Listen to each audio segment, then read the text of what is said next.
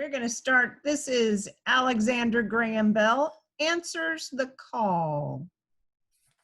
And here we go. From the beginning, the world all around spoke to Alexander Graham Bell, and he listened. His family called him Alec. To his eager ears, the hustle and bustle of 1840s Edinburgh, Scotland was a symphony of every pitch and tone. Gong, gong, woof, woof, rumble, rattle, meat pies, lots of sounds. He even wandered into a field once to see if he could hear the wheat grow. Each new sound whispered to Alec's curiosity. How was he able to hear? What made one noise different from another? Why could he hear some sounds but not others? Alec, where are you? Swish, swoosh, swish, swoosh. Alec was born Alexander Melville Bell, the same name as his father and grandfather, but he adopted his cousin's middle name, Graham, because he liked how it sounded. Alec's father also had lots of questions about sound and hearing. Melville Bell was a speech therapist. The hisses, grunts, and chants of his students spilled from his study where he worked on his visible speech alphabet. Da, da, da, ma, ma, ma, clump, clump, clump. The symbols of this alphabet were different from the English language alphabet. They represented every sound made by the human voice. Alec eagerly memorized all 129 of them. While Alec trained his ears to the sounds of speech, his mother heard little of it. Eliza Bell had lost most of her hearing as a child. Still, she was a gifted portrait painter and pianist, filling their home with art and song. To hear notes, she lay an ear tube across the piano's soundboard. Alec had to speak into that same ear tube for his mother to understand him. The awkward device acted like a hearing aid, but a poor one at best. How he wished he could find a better way for his mother to clearly hear his voice, the piano, and the world around them. Before antibiotics became available in 1942, many children lost their hearing to infection and illness. In time, if they didn't get the proper help, they often forgot how to speak. Along with his brothers, Melly and Ted, Alec learned to play the piano before he could read. Sometimes the music rang in his mind for days. He'd lay awake at night, puzzling over how instruments produced notes. How were he and his brothers able to hear the notes when his mother needed the aid of an ear tube? His father explained that sounds are vibrations. Unlike his mother's, Alec's ears were able to collect the vibrations and send the information to his brain. Of course, Alec had to test this notion out for himself. Could other parts of his body sense sound vibration too? How the ear works. The outer ear collects the sound waves. Sound waves cause the eardrum to vibrate. The ear bones transfer the vibrations to the cochlea. Fluid in the cochlea stimulates the hair cells. The hair cells inside the cochlea send electrical messages to the brain. Very interesting. In his deepest voice, Alec spoke close to his mother's forehead. By feeling his breath and the vibration of each sound against her skin, she could understand many of his words without the ear tube.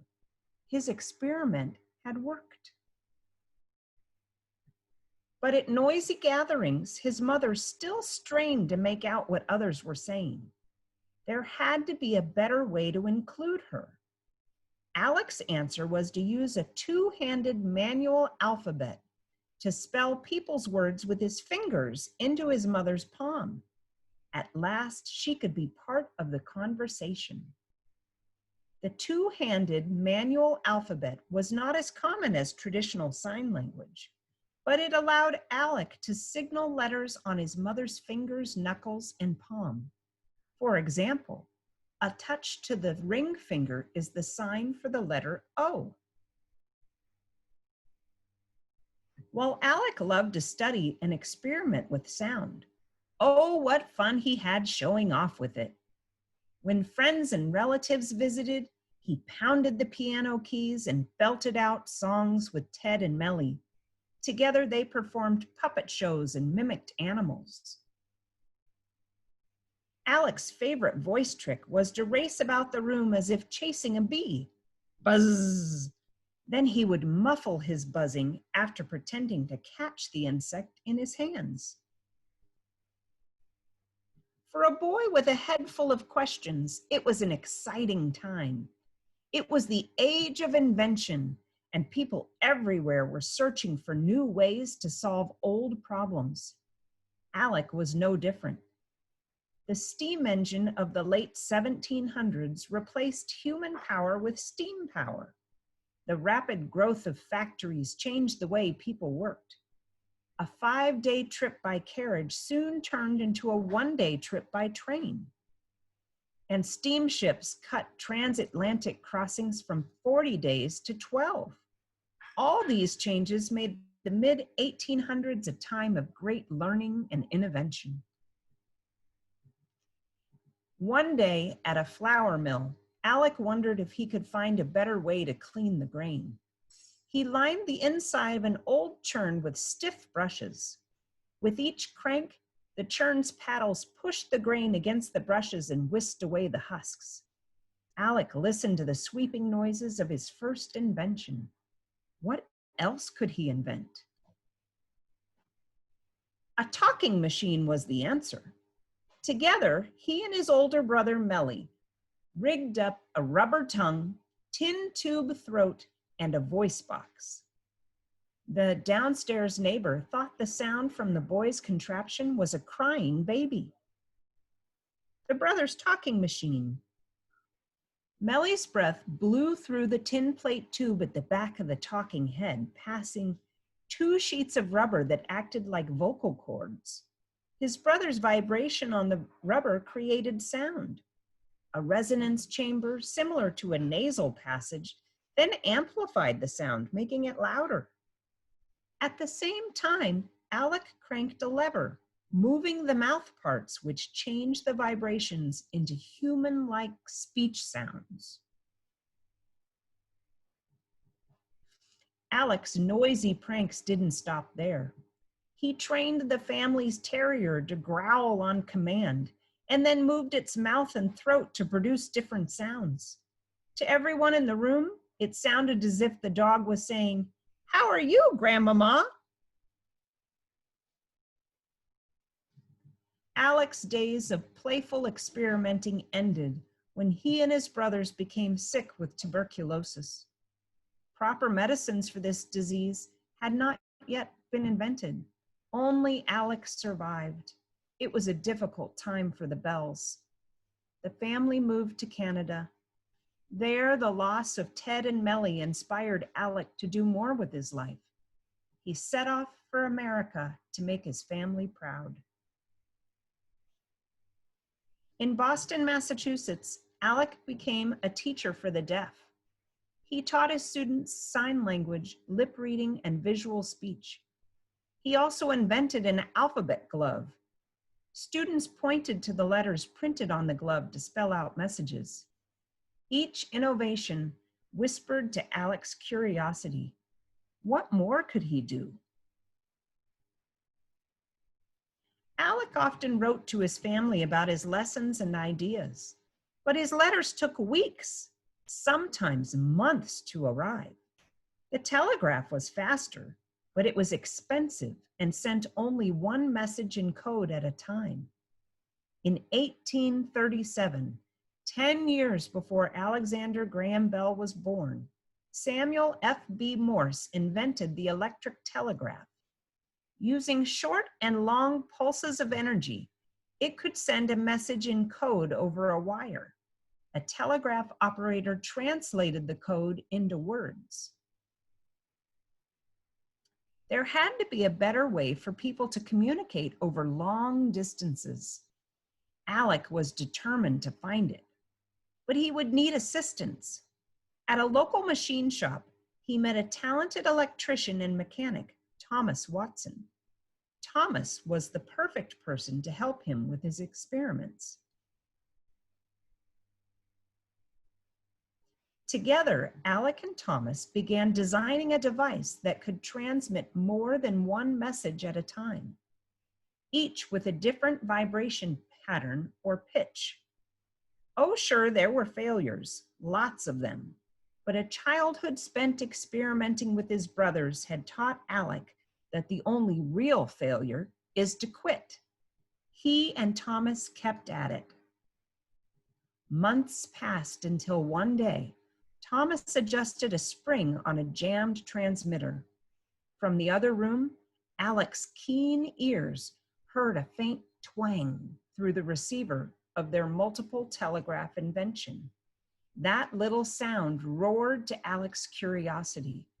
Instead of transmitting the beep beeps of dots and dashes, could he transmit the sound of a voice? Could he design a speaking telegraph? Sound waves would vibrate on a thin metal sheet. Coils turn the vibrations into electric signals. The electric signals would travel along a wire, and the coils would turn electric signals into a magnetic field, which would vibrate a thin metal sheet. That was his idea. 9 months later, Alec finally had a patent protecting his idea. A patent was something that inventors would get from the government so that no one else could use that same idea. Now all he needed was a working model to prove it. Day after day, each model they tested failed. Finally, Thomas set up a receiver in one room, while Alec rigged up a liquid transmitter in a separate room. They closed the doors. Alec spoke into the cone. "Mr. Watson, come here. I want you." Thomas burst into the hall. "Mr. Bell, I heard you. I heard every word." The speaking telegraph worked. His voice had traveled from the transmitter along a wire into a receiver at the other end.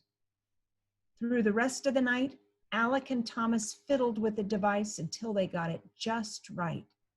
Alec danced in a wild jig in celebration. The telephone was born. We go back to the last page. There's a picture of that first little one. There it is. That was the first to transmit sounds of speech into electric current, but it wasn't loud enough. A year later, he and Thomas invented the better model. The telephone acts like an electric mouth. It sends electric current through an electromagnet that causes the receiver's membrane to vibrate, much like the membrane of a human ear. The vibrations hit the listener's eardrum, making it vibrate too. The listener's eardrums hear these vibrations as the sounds spoken by the person at the other end. So these are the sounds he's hearing. Hello, meow. Beep, beep, trip, trap, clang, clang. From the beginning, the world all around spoke to Alexander Graham Bell, and he answered that call. In the end, he got 31 patents for different inventions. Things as far-ranging as the telephone to this airplane, all sorts of things. But if we go back to the beginning, way before I had you join me, at the front of this book, there are some pictures of the different telephones. This is the one that they made to work so that they could actually get the sounds loud enough to be heard over long distances. And then they kept improving it.